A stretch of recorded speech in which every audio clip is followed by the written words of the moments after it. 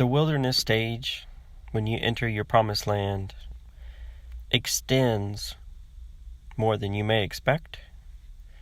And this is a stage where we're purifying, we're bleeding out the last impurity from the depths of our heart. And the Holy Spirit, God will allow situations that normally He might warn you about. He'll allow those to take place. So situations will surface to show us where we're not loving toward others in the way that God requires. These events will come to pass and we will get feedback that something's not right, but our mind might not immediately see what that is, and we might have a hard time seeing where the fault was. We won't feel convicted, but the more we look at it and sit with it and allow Jesus to work on us, it will become more clear that we didn't treat someone right. It's a fine-tuning for love. And if we happen to utter something carelessly, even to ourselves, we'll have to give a blood sacrifice for that, such as our nose will bleed for a moment and shed a few drops. And this is all a purification, a cleaning of house, so that God can live in us full-time whenever He needs us. And He won't dwell in a house that is not fully renovated. He's the King.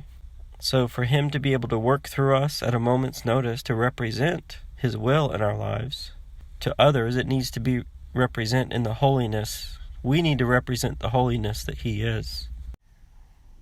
Don't despair when you experience these events where our love falls short.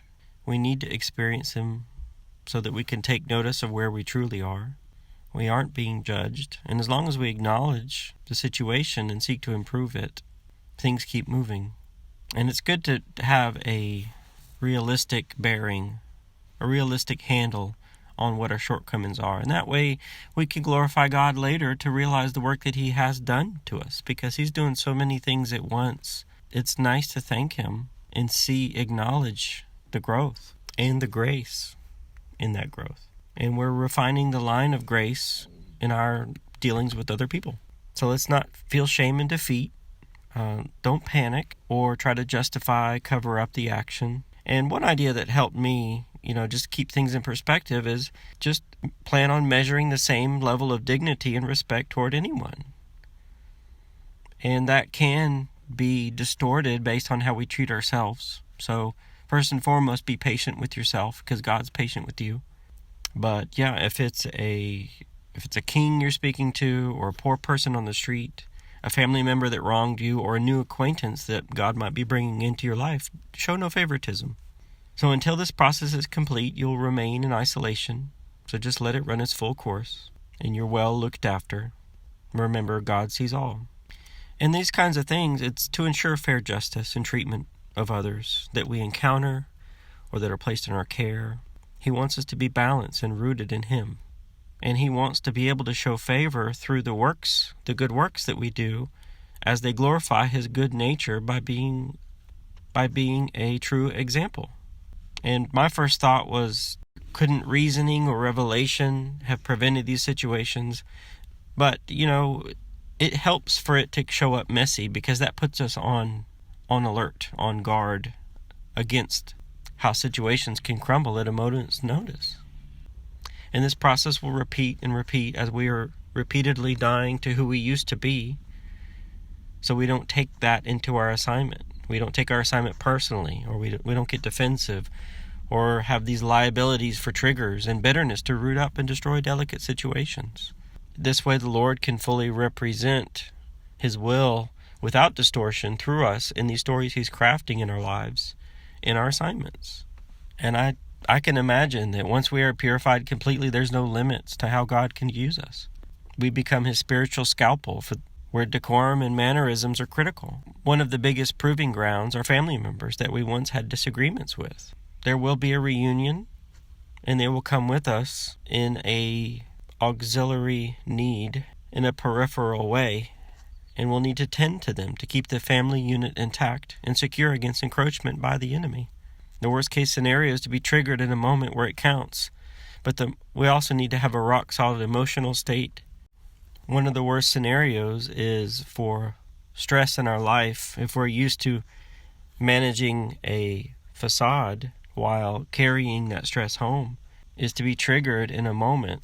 So our face to the public and our face at home need to line up. And, it's about learning to move gracefully through our life so we can manage stress, not waiting on an opportunity to purge it or vent it. Therefore, God may send family members back to us, and He's been working on them.